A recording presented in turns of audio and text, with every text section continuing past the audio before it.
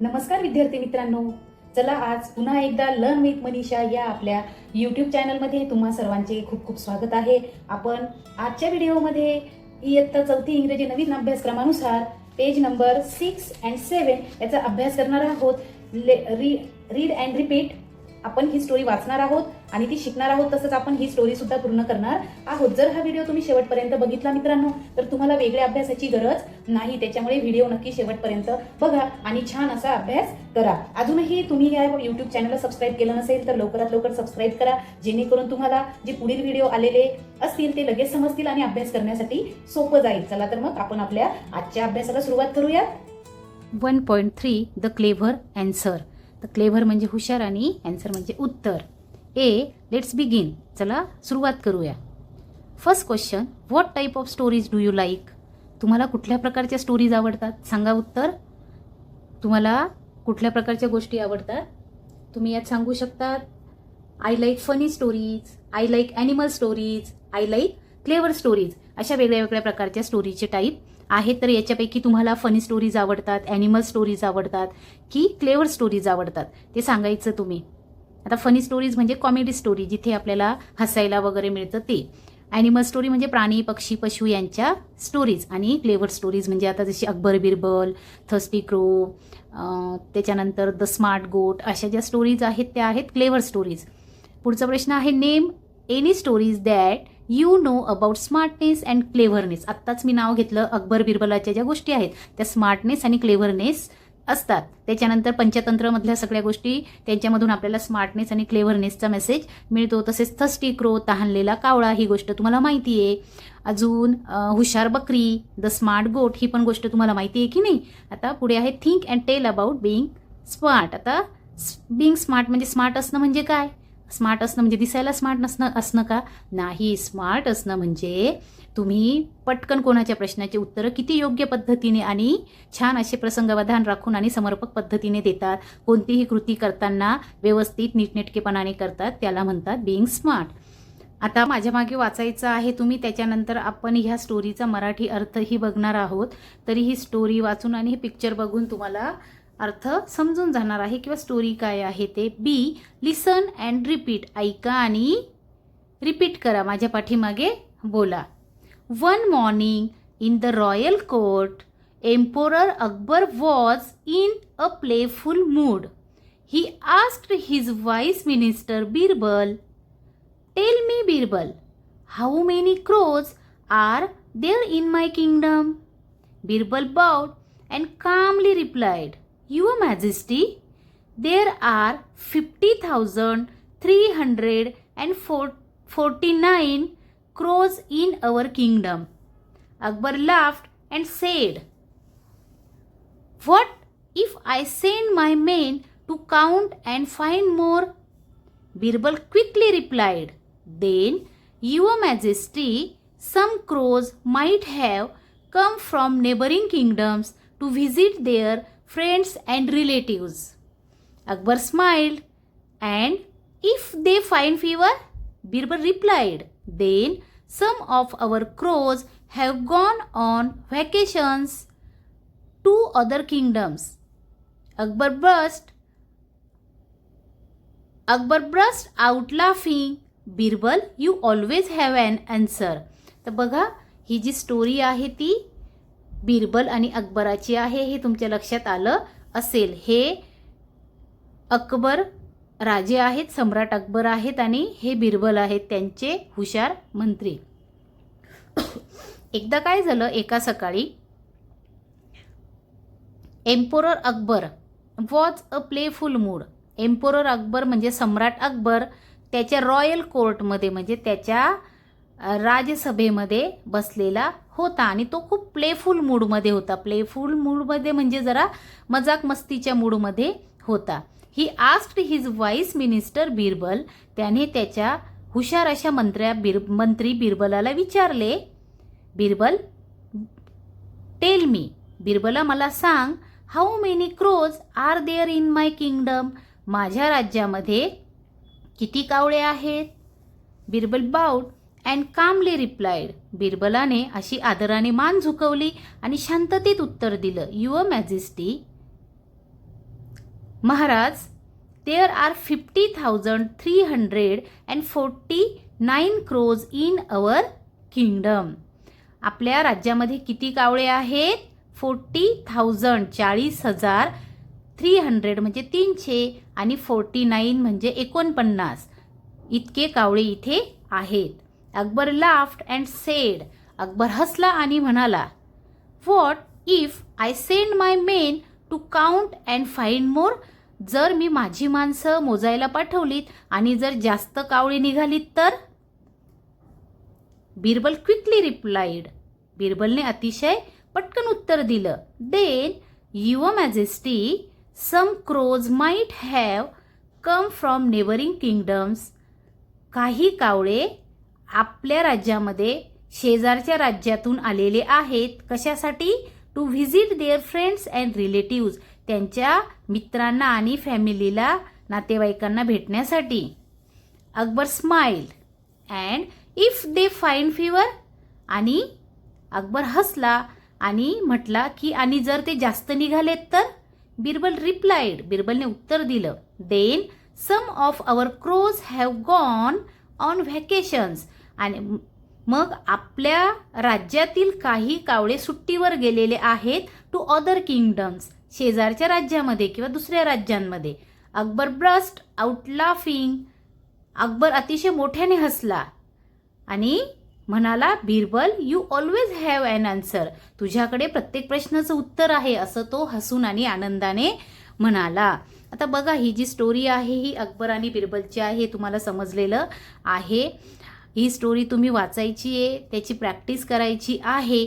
त्याच पद्धतीने तुम्ही हिचा रोल प्ले सुद्धा बसवायचा आहे तुमच्या वर्गामध्ये. एका मुलाने अकबर बादशाह व्हायचं, एकाने बिरबल व्हायचं आणि छान हे कॉन्व्हर्सेशन तुम्ही वर्गामध्ये प्ले करायचं आहे. आता पुढचं पान बघूयात आपण. Page number 7. Listen and repeat. Royal, emperor, kingdom, neighbouring. आता याचे अर्थ सुद्धा आपल्याला जाणून घ्यायचे आहेत की साधारण याचे अर्थ काय आहे. आता बघा, अजून काही पाठात नवीन शब्द आलेले आहेत, आपण ते त्याचा अर्थ आणि उच्चार कशा पद्धतीने करायचं ते बघूयात. एम्पोरर सम्राट, किंगडम राज्य, रॉयल कोर्ट राजदरबार, मिनिस्टर मंत्री, वाईज शहाणा, क्लेव्हर हुशार, क्रो कावळा, काउंट मोजणे, नेबरिंग शेजारचे, व्हॅकेशन सुट्टी. D. Read the story with proper stress and intonation. ही जी गोष्ट आहे द क्लेव्हर बिरबल, ही तुम्हाला प्रॉपर स्ट्रेस आणि इंटोनेशनने म्हणजे आरोह अवरोह आणि व्यवस्थित उच्चाराने वाचायची आहे. जी आता आपण वाचली त्याचा तुम्ही नक्कीच प्रॅक्टिस करणार. पुढे आहे E. Make a list of characters from the stories. Story, आता तुम्ही सांगायचं कॅरेक्टर म्हणजे पात्र. आता ह्या स्टोरीमध्ये किती कॅरेक्टर आलेले आहेत, कोण कोण आहेत सांगा बरं. तुम्ही मला सांगणार आहात कोण कोण आहे. हे बघा, there are only 2 characters in this story. First emperor Akbar and second wise Birbal. हे 2 कॅरेक्टर, हे 2 पात्र इथे या स्टोरीमध्ये आलेले आहेत. G. F. What did you learn from the story. ह्या गोष्टीमधून तुम्ही काय शिकलात सांगा बरं. काय शिकलात ह्या गोष्टीमधून तुम्ही? विचार करा. I learn that intelligence and presence of mind can help us solve difficult situation. म्हणजे आपण ह्या गोष्टीमधून असं शिकलो की बुद्धिमत्ता आणि प्रेझेन्स ऑफ माइंड म्हणजे पटकन निर्णय घेण्याची क्षमता म्हणजे प्रसंगावधान ज्याच्याकडे आहे आणि जो हुशारीने शांततेत उत्तर देतो तो प्रत्येक समस्येचं निराकरण करतो किंवा प्रत्येक प्रॉब्लेम सॉल्व तो करू शकतो. जसं की बिरबल शांततेत उत्तर देतो कधीही अकबर बादशाला, त्या पद्धतीने हे आपण शिकलो. G. Look at the pictures rearrange the sentence to make a meaningful story and write a suitable title for it. आता हे जे पिक्चर तुम्हाला दिसतंय बघा, या पिक्चरमध्ये तुम्हाला क्रो दिसतायत की नाही, हा क्रो दिसतोय. आणि आता आपल्याला काय करायचं आहे की हे रिअरेंज करायचे आहेत. याचे इथे आपल्याला नंबर द्यायचे आहेत की 1 नंबर कोणती कृती होईल, 2 नंबर कोणती कृती होईल, हा कावळा 1 नंबर काय करेन, 2 नंबर काय करेन, हे आपल्याला रिअरेंज करायचं आहे. आणि टायटल म्हणजे याला योग्य शीर्षक असं द्यायचं आहे. आता बघूयात बरं आपण कोणत्या पिक्चरला कुठला नंबर येईल. First, the crow dropped papers into the pot 1 by 1. याचा अर्थ असा आहे की कावळ्याने ह्या घागरीमध्ये एक एक खडा उचलून टाकायला सुरुवात केली. आता पेबल्स म्हणजे बारीक बारीक हे खडे, याला पेबल्स असे म्हणतात. Second, the crow was very thirsty and look for water here and there. Crow म्हणजे कावळा, कावळा खूप थर्स्टी तहानलेला झालेला होता आणि look for water here and there, तो इकडे तिकडे पाणी शोधत होता. पुढे आहे the water level started to rise. आता ही जी वॉटर लेव्हल आहे, राईज म्हणजे वरती येऊ लागली. इथे आपल्याला दिसतंय की इथे वॉटर लेव्हल तो हे पेबल्स टाकतोय, खडे टाकतोय, तो वरती येऊ लागली. पुढचा आहे he drank the water and flew away happily. त्याने पाणी पिलं आणि आनंदाने उडून गेला. त्याच्या पुढचं पिक्चर आहे he saw a pot with little water in it. त्याने पाहिलं की त्या भांड्यामध्ये थोडेसे पाणी आहे. Then he got an idea. Then he got an idea म्हणजे त्याला एक आयडिया सुचली, एक युक्ती सुचली. आता बघा आपण याला क्रम टाकूयात बरं. तुम्हाला तर समजलंच असेल लगेच की काय क्रम टाकायचा आहे. बघा आता पहिला काय येईल, the crow was very thirsty he look for water here and there. हे 1 नंबरची कृती आहे की नाही. कावळ्याला खूप तहान लागली आणि तो इकडे तिकडे पाणी शोधू लागला. त्यानंतर बघा इथे he saw the pot with little water in it. त्याने बघितलं की इथे एक पाण्याचं भांडं आहे आणि त्याच्यात थोडंसं पाणी आहे. याला आपण 2 नंबर देऊयात. पुढे आता त्याला वाटलं की अरे पाणी तर खूप खोल आहे आणि माझी चोच तिथपर्यंत पोचणार नाही, मग काय करावं. Then he got an idea. त्याला एक आयडिया सुचली, एक युक्ती सुचली त्याला. हा आहे 3 नंबर.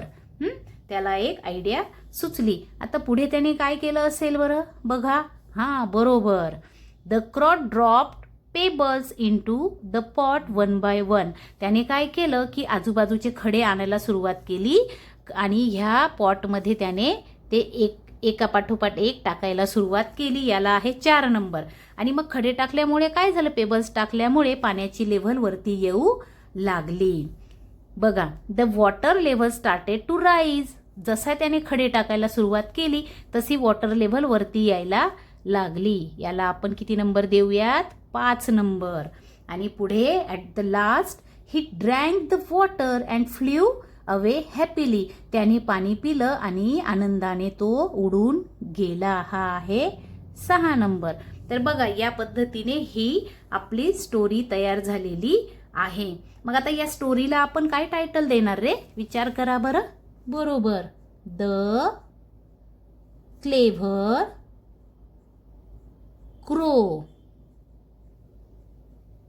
हुशार कावळा, हुशार कावळा असं या स्टोरीला आपण टायटल देऊ शकतो.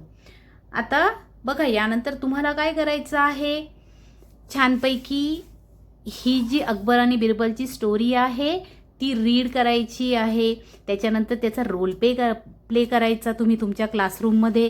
आणि असा हा क्लेव्हर क्रोची जी स्टोरी आहे तर ती तुम्ही वर्गामध्ये तोंडी सांगायची आहे. आणि त्याच पद्धतीने अशाच अजून छानपैकी नवीन नवीन स्मार्टनेस आणि क्लेव्हरनेसच्या स्टोरीज तुम्ही मिळवायच्यात आणि सांगायच्यात. ओके, छान समजलं सर्वांना तुम्हाला. आता घरी जाऊन तुम्ही काय करणार की हा लेसन रीड करणार. ओके, चला बाय, भेटूयात आपण आता पुढच्या व्हिडिओमध्ये.